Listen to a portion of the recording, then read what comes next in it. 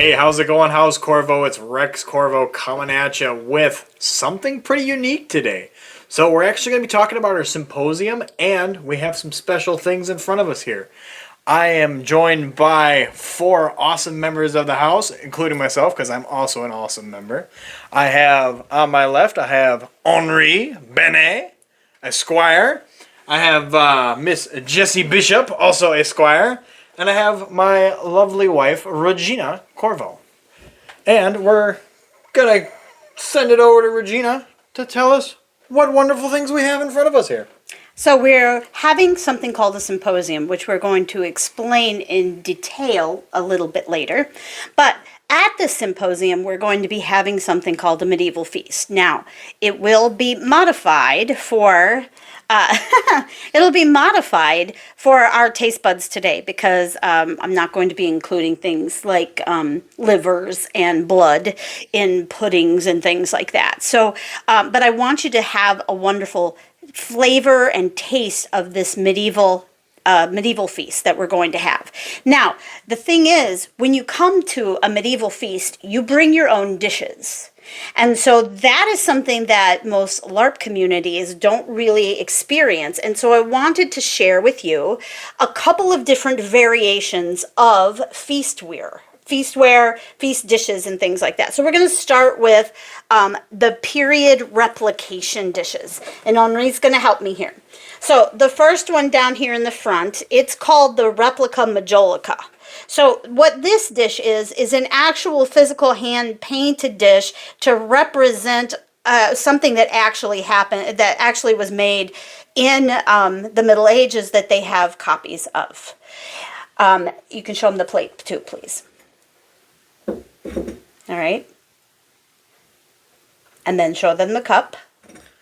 Now, would you say this is something that's like top tier if you're like a living history person or like a hardcore reenactor? This is something you would have. Absolutely. Wonderful. Absolutely. The next set of dishes I'm going to show you are something that is more modern, however, has the feel of those majolica dishes.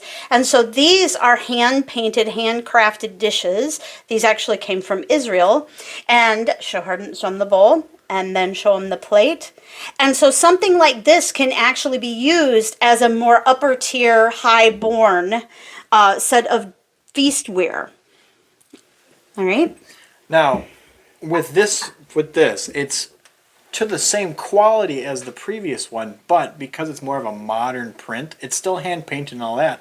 Because the ones on the left, you would say, are just harder to come by? They're harder to come by, for sure. You have to find somebody that has the skill set to replicate them. So something in this fashion here is definitely more like a reenactment, where that is a historical replica. Okay? Wonderful. Then the next set of medieval dishes that we have, these are also replication dishes, and they're just a crockery, and they're very simple, but they're glazed on the inside, and so they can hold all kinds of liquids, but they are handmade, and you can see the difference in them. Now, I do want to say something that's kind of funny.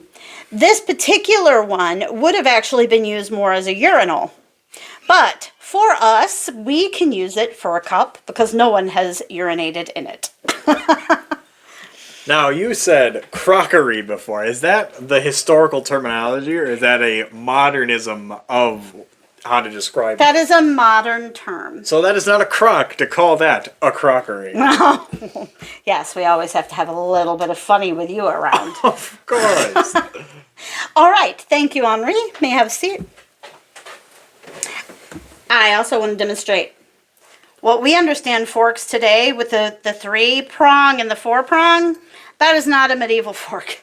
This is a medieval fork. It has 2 prongs to it. I don't know if you can see it very well. And then a knife.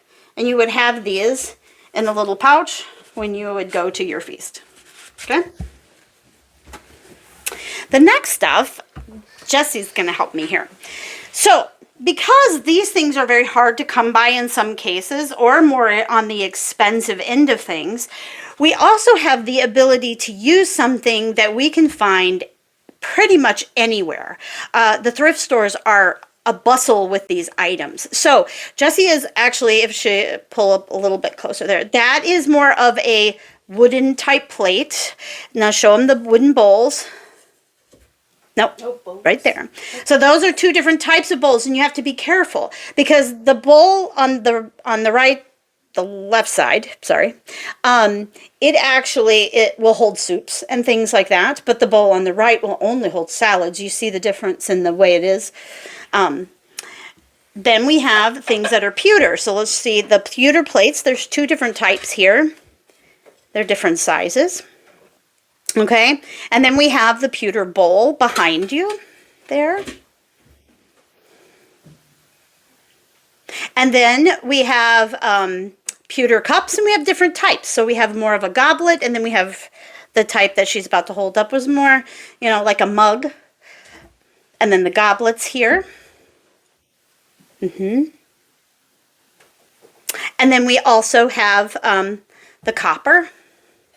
Now, the cool thing about the copper is it's a little more readily available now because Moscow mules have been super popular, and you're able to find it everywhere. There's tons of thrift stores that have it. You can find it at most, like, fancy plate stores like World Markets and things like that that'll have this because it is essential for the Moscow mule, if anyone knows what a Moscow mule is. Well, and they come in like hammered, so they've got like a pattern on them as well, but they're very good. Now, I will tell you, the pewter items, if you put hot liquid in them, they're going to burn your hands, so you want to have a handle to it, okay? And then on the other end, instead of being able to have your, period fork, you can use modern utensils as well. But you can also use wooden utensils. So these are easy to come by as well. And in many places you can find them at a Pick and Save. Or your local grocery store, your Kroger. Walmart. You can find them at Walmart. And, well, I also included a little sugar pot here. So you may have a little sugar pot for the table. We also have candlesticks. So you can find candlesticks. Candles are absolutely essential, especially for an evening dinner, okay? An evening feast, because it would have been dark inside the castle. So you want to have light and as many candles as you can possibly have. So they would be across the table and they would be in this, hanging from the ceiling and so forth. So Awesome. Yeah. I hope that helps you guys with the upcoming symposium. And for those of you that can't make it to the symposium, I hope it helps you kind of understand more about feast gear and just medieval dishes in general. Well, Marie, what do you think about this? So I have a little bit of experience with the living history. Been to a couple different events down in Pennsylvania and other things like that. Personally, I'm a bit of a material girl. I like the fancier stuff, of course. I myself just got. Speaking of the thrifting, I just myself got these really beautiful plates with gold leaf trim all over them for $2 at a thrift store, and I got 2 of them. And it's also a matter of the pewter stuff is my go-to if I'm not needed to have fancier stuff. I personally would recommend pewter or wooden utensils, honestly. Okay. And Jessie? I'm very excited for the symposium and the feast because I've never experienced anything like this. Obviously, I'm not going to pay as much money as those would cost, so I will go to the thrift store and buy these because they are more in my price range. All right. And they still create the ambiance. Yes. I do want to add one more thing. Another item that would have been eaten off of is a bread trencher. So sometimes you would share a meal with the person sitting next to you, and you would share a single bread trencher, which is literally just a hardtack piece of bread. And one of the reasons that they did that is because the juices would seep into the bread, and then they would give the bread to the dogs. So there are many options and opportunities here that we have to pretend and display, reenact, recreate, and just enjoy a medieval feast.